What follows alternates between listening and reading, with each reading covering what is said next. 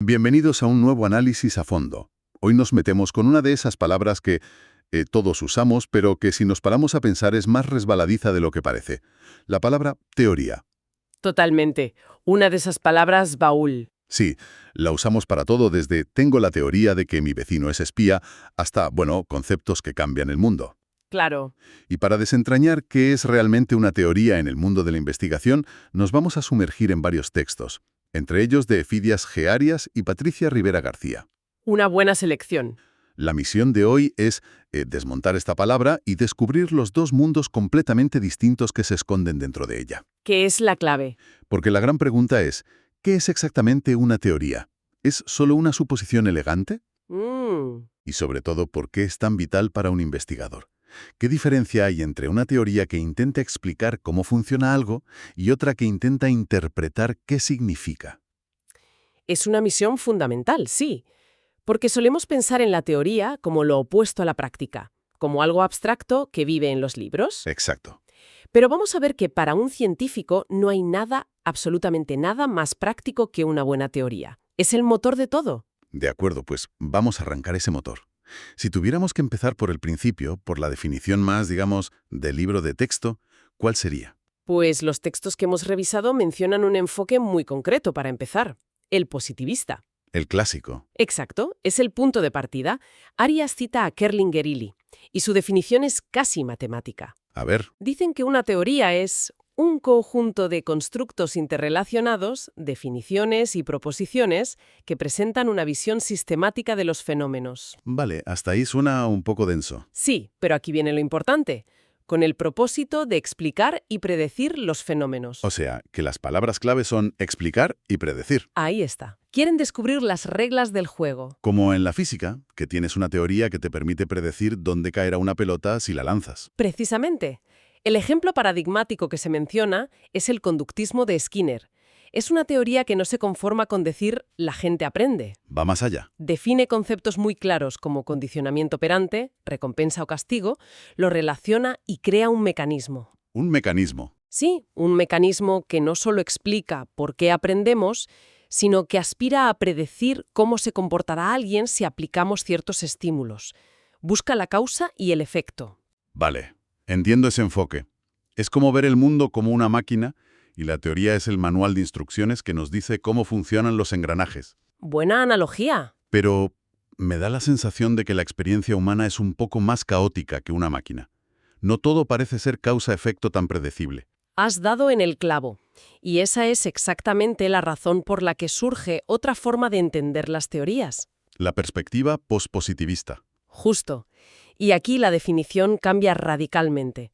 Arias cita a otro autor, Martínez, que dice que una teoría es una construcción mental simbólica, de naturaleza conjetural o hipotética. Uf, qué diferencia. Fíjate, ya no habla de reglas fijas, sino de construcciones mentales. Y el propósito también cambia, ¿no? Porque la primera definición hablaba de predecir, Pero esta segunda introduce un verbo nuevo, interpretar. un verbo que lo cambia todo. Interpretar. Ya no se trata de predecir qué va a pasar, sino de comprender el significado de lo que pasa. El significado. Sí, el objetivo no es encontrar la ley universal que rige un comportamiento desde fuera, sino entender la experiencia desde dentro, desde la perspectiva de las personas. O sea, la diferencia entre medir a qué velocidad cae la pelota y entender qué significa para un niño jugar con esa pelota. Qué buena forma de verlo. Exacto. Entonces, a ver si lo he entendido bien. Mm, Tenemos dos tipos de teorías. mm, Las que funcionan como un manual de instrucciones para predecir, las explicativas, sí. y las que funcionan más como un diccionario o una guía cultural para traducir significados, las interpretativas. Es una analogía excelente. De hecho, Arias propone su propia definición desde este segundo enfoque, diciendo que una teoría es un sistema de conceptos que se integran para propiciar la comprensión de los fenómenos sociales y su significado. Busca el sentido de las cosas, no solo su mecanismo. Exactamente. Vale, entiendo las dos familias, pero sigo con una duda que me parece fundamental. ¿Por qué es tan importante todo esto? ¿En qué sentido? ¿No podría un investigador simplemente salir a la calle, observar la realidad con la mente abierta y sacar conclusiones? ¿Por qué necesita este mapa teórico previo? Suena a que ya va con ideas preconcebidas. Es una pregunta lógica, pero la realidad es la contraria. Sin ese mapa, el investigador no estaría con la mente abierta, estaría perdido. Perdido. Completamente. Imagina que te doy un telescopio potentísimo y te digo, mira el cielo, y descubre algo. Uf. ¿Por dónde empezarías? Probablemente te sentirías abrumado, mirarías puntos de luz al azar sin saber qué son, o si ya los ha visto alguien antes. Claro, no tendría ni idea de qué es una estrella, una galaxia o un planeta. Necesitarías una teoría astronómica básica para saber qué estás buscando y cómo interpretar lo que ves. Vale, entiendo. Pues eso es la teoría. El texto de Patricia Rivera García lo llama el marco teórico. Y no es una idea preconcebida, es el conocimiento acumulado que te permite, ponerte sobre los hombros de gigantes. Me gusta esa imagen. Rivera García detalla varias de sus funciones. Primero, te ayuda a no cometer los mismos errores que otros ya cometieron. ¿Te pone al día, por así decirlo? Sí, pero es más que eso. También amplía tu horizonte. Al leer las teorías existentes, se te ocurren nuevas preguntas, nuevas conexiones que no habías visto. ¿Te inspira? Y la función más importante de todas, te da un marco para interpretar tus resultados. Ah, Los datos por sí solos no dicen nada. Son solo números, citas, observaciones. La teoría es la lente que te permite enfocarlos y que de repente cobren sentido, que cuenten una historia. o sea que sin teoría, un investigador solo acumula datos en un cajón. Exactamente. Entonces no es un corsé que te limita, Hará nada. sino más bien unas gafas que te permiten ver con claridad. Es la herramienta que convierte el ruido en información. Esa es la idea. Es el mapa, la brújula y las gafas del investigador. Sin eso, solo estaría dando un paseo a ciegas. De acuerdo. Esto me lleva de vuelta a la gran división que mencionamos antes. Explicar frente a interpretar. Me gustaría que profundizáramos ahí, porque parece el corazón del asunto. Desde luego. Cómo se manifiestan en la práctica estas dos familias de teorías. Es la distinción fundamental. Por un lado, tienes las teorías explicativas, las herederas del positivismo. Las del manual de instrucciones. Esas buscan relaciones idealmente causales entre variables medibles. Se centran en el qué y el cómo. Por ejemplo, Una teoría que intente explicar el abandono escolar buscaría variables como el nivel socioeconómico, las notas previas, el número de horas de estudio, y trataría de construir un modelo que prediga el riesgo de abandono. busca patrones objetivos, medibles, que se puedan generalizar. Eso es. El tercer texto que analizamos menciona ejemplos a nivel macro, como el neofuncionalismo, que intenta explicar cómo las grandes estructuras sociales, la economía, la política, encajan y funcionan como un sistema. Vale. ¿Y al otro lado? Al otro lado tienes las teorías interpretativas. Estas no buscan la fórmula matemática, sino la comprensión profunda. El diccionario de significados. Justo.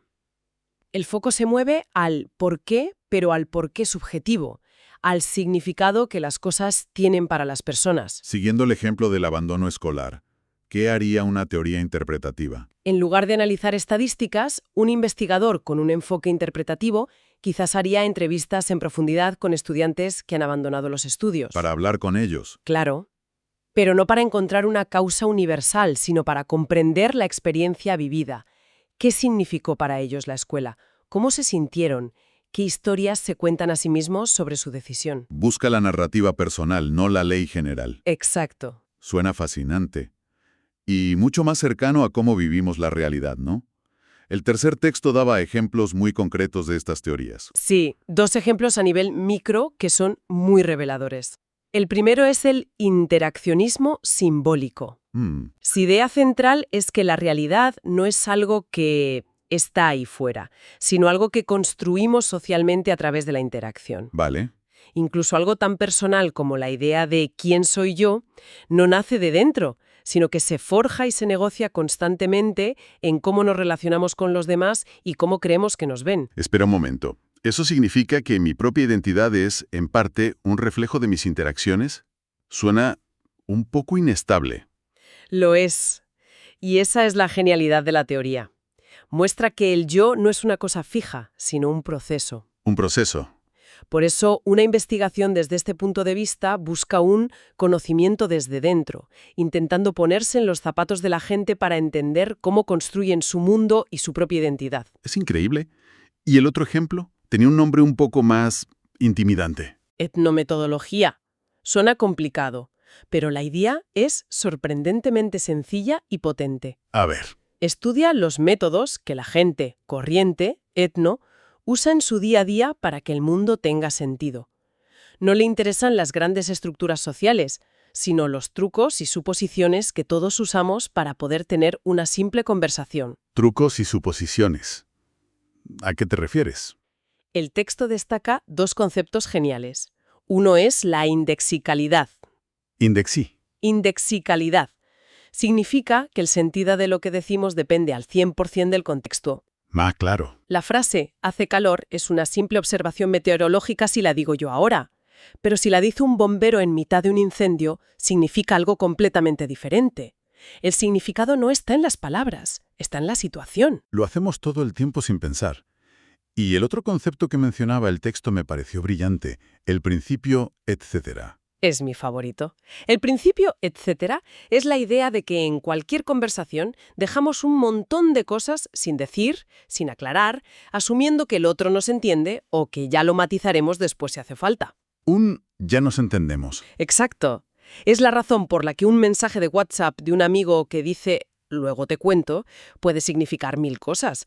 Pero casi siempre, por el contexto, sabemos a qué se refiere. Sin ese etcétera implícito la vida sería imposible. Cada conversación sería un interrogatorio legal interminable. La vida social sería imposible. Es increíble que la sociedad se sostenga sobre un etcétera. Es como si todos hubiéramos firmado un contrato invisible para no pedir demasiadas explicaciones. Y así nos damos cuenta de que la ciencia no solo mide átomos, sino que analiza el pegamento invisible de nuestra vida cotidiana. Y ese es el poder de las teorías interpretativas. Iluminan esos mecanismos que son tan fundamentales que ni siquiera nos damos cuenta de que existen. Justo. Esto me lleva a la última pieza del puzzle. Hemos hablado de teorías explicativas e interpretativas, pero en los textos se menciona un tercer tipo, las teorías educativas. Son una categoría aparte, un híbrido. ¿Dónde encajan en este mapa? Es una pregunta clave, pero la respuesta es más sencilla de lo que parece. Una teoría educativa no es un tipo fundamentalmente nuevo de teoría. ¿No? Es, más bien, una etiqueta de aplicación. Son teorías de los dos tipos que ya hemos visto, explicativas o interpretativas, pero aplicadas al campo específico de la educación. O sea que es el mismo motor, pero en un coche diferente, por usar esa analogía. Exacto. Y los textos nos dan los ejemplos perfectos.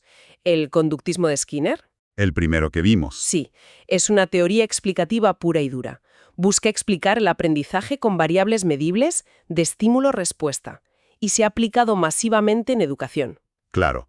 Y en el otro lado del espectro tendríamos un ejemplo de teoría educativa interpretativa. Por supuesto. El texto de Arias menciona la teoría de la calidad en educación superior de Haworth y Conrad. Vale. Esta es una teoría puramente interpretativa. Los investigadores no empezaron con una lista de indicadores de calidad para medir. Lo que hicieron fue entrevistar a fondo a estudiantes, profesores y gestores para comprender qué significa para ellos un programa de alta calidad.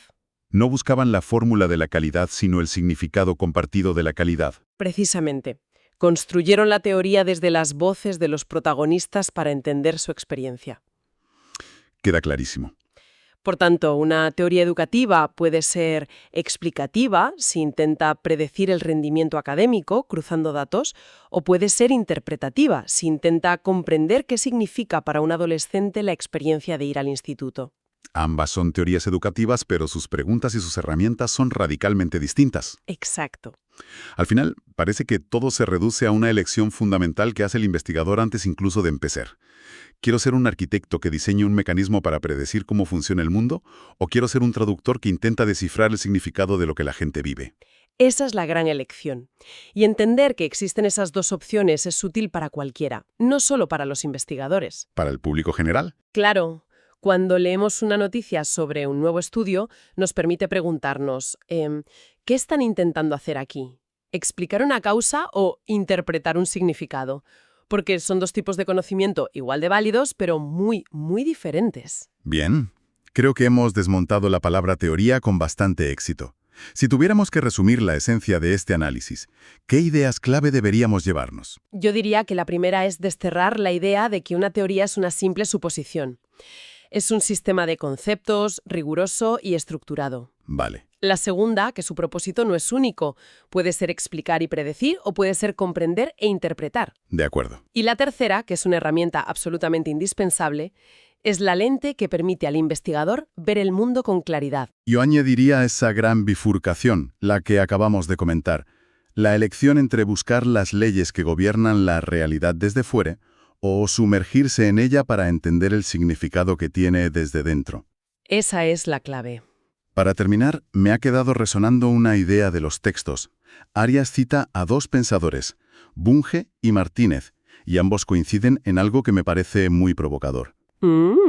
Vienen a decir que no existen técnicas normadas y listas para la construcción de teorías, y que probablemente no las tendremos nunca.